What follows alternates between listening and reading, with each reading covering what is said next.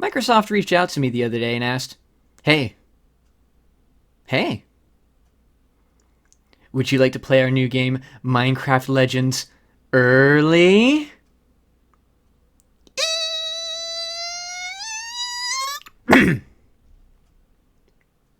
Yes. So I quickly replied and they gave me a code for the game. Since getting the code, I've been playing the game a lot, and I wanted to give you my thoughts on it. I do want to put a disclaimer on this that even though I was given the code for the game by Microsoft, the following review is my own personal thoughts on the game and aren't just talking points. That said, this game is a lot of fun, and I'd like to take you through my experience with the game so far.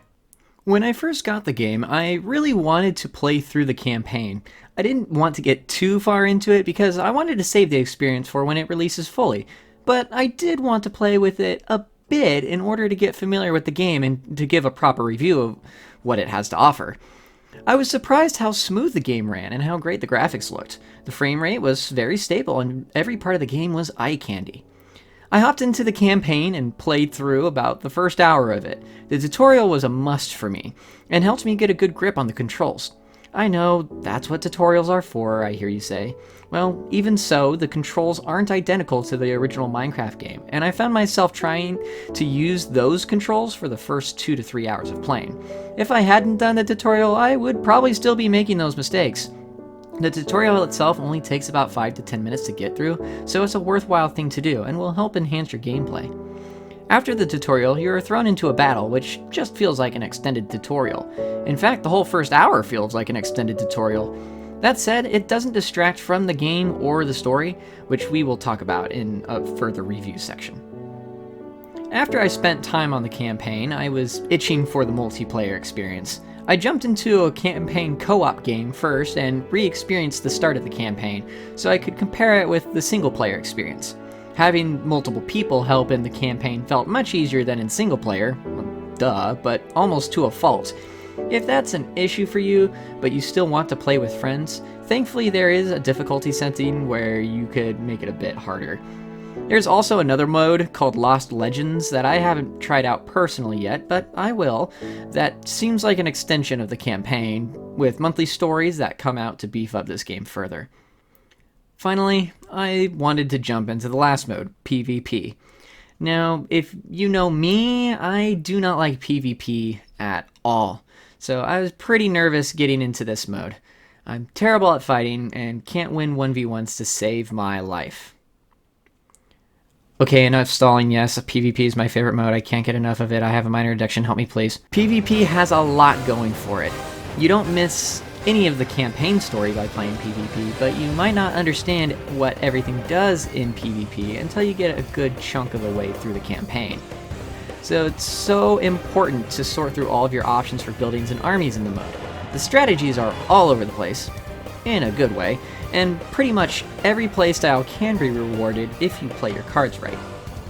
But this brings me to my biggest point of this review and why I love the PvP so much. The maps are procedurally generated, just like regular Minecraft.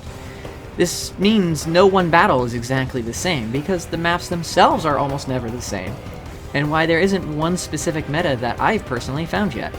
Sure, there are some really overpowered strategies, which I'm not going to share in this video because I want to wreck some people upon release before I get drowned out by people 4 parallel universes ahead of me. But there isn't one specific strategy that overpowers all the others. I have found as many viable battle strategies as games I've played. But because of the maps being procedurally generated, there is one issue that arises. If you are focused on a specific strategy, you will need specific resources. And if you get a bad generated seed, there might not be a lot of that resource on the map. You have to be ready to switch your strategy constantly, which makes the game fun for sure, but also makes it a resource war. If you aren't quick enough on the resources on the ground, the other team can grab them fast, and you will be forced to change your approach to the game. These shifting strategies have made my games last from as little as 10 minutes long to as long as 2 hours. Both of those games were legitimate games too. Neither side was trying to lose or test some sort of bad strategy. Be ready for long games in this mode. The average I've seen lands around 45 minutes to an hour, depending on the strategies that are used. One final thought on the PvP side of things before I go into scoring the game. Voice chat is a must for this game mode. It might be fun to form some sort of team and do private matches while you're all on a call of some sort. Strategizing with your team and communicating helped me a ton. Okay, let's get into the scores for everything. I'm going to score a few different things to cover a bunch of different bases. I'll be covering each of the modes separately, as well as graphics, sound, overall gameplay, and an all-encompassing final score. These will be rated on a scale of 1 to 10, with 10 being the best score. First, the graphics. I have to give the graphics an 8 out of 10. The game does a good job of stylizing the OG Minecraft graphics. They feel sharp and fresh, albeit a bit distracting with everything having some sort of outline. This wasn't distracting for long. Next, the sound design. This was easily a 10 out of 10. The game revolves around sound for everything, and I've found myself enjoying listening to the game sounds quite often, even in the heat of battle. Next, the campaign mode. I didn't play a lot of the campaign mode yet, but from what I've played, it feels a bit repetitive. The cutscenes are a nice touch, but there's a lot of them, especially early on, almost to the point of being distracting from the game. Even more so during co-op, where only one player needs to trigger the scene and it stops for everybody. The gameplay itself is decently fun though, and I can get behind it. 5 out of 10 here. The PvP is where the game shines. Taking on other people on a different map each time you play with different strategies caused by varying resources is always going to be fun. It's controlled chaos, and I love chaos. I'm gonna give this a 9 out of 10, only because I want to see a few more structures added to the gameplay. Overall, this game is a wonderful time. I can see a great community of PvP teams rising up, and even a true competitive esports thing arise from this game. Definitely play through the campaign at least once before pouring your time into destroying your enemies in PvP.